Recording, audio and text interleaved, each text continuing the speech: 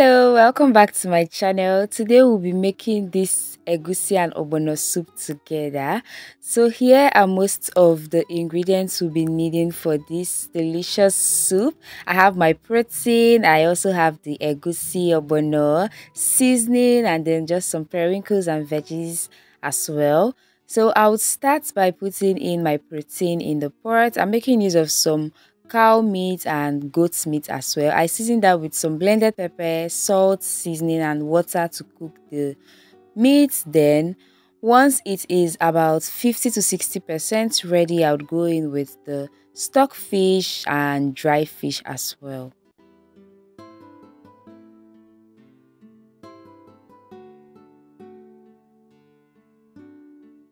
While that is cooking, I would go ahead to pound some of these. This is known as usu or osu, as you may call it. It is used to thicken egusi.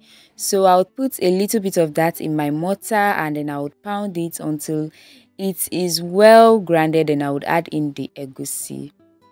You can actually get this in the local market. So do well to check for it in the local market around you.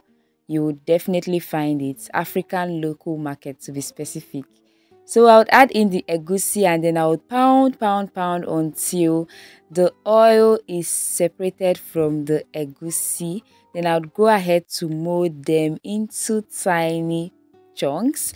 You can actually mold them a bit bigger than mine, but I like to do different size. I like to do this very small size and then a bigger size as well.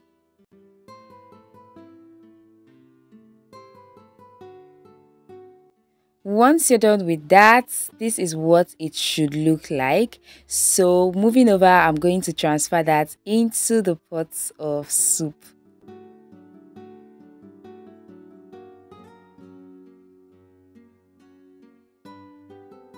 Cover and let it cook for about 5 minutes. Then you go in with a little amount of egusi that you did not pound, just to help thicken the soup a bit.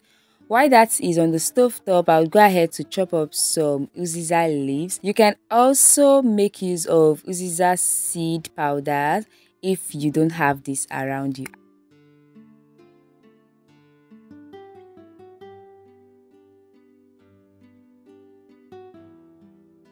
The uziza leaf is going to add a very sumptuous taste to the pot of soup. So if you want that, you can add it up and then top up the water if need be. Cover that up for about 3 to 5 minutes. Then you add in the obono. I mixed mine with the palm oil and then I also added in the crayfish powder as well.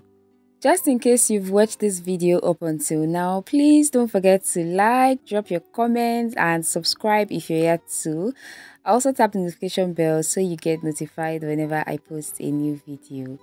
So while that is cooking, I'd go ahead to slice up the vegetable leaves. I'm making use of some pumpkin leaves for this. You can actually skip this or you can make use of some bitter leaves, washed bitter leaves if you prefer. So after that, I will add it into the pot of soup with some periwinkle. This is totally optional. And then I would mix that together and turn off the heat immediately. And guess what? This soup is ready. I hope you give this one a try. Bye guys.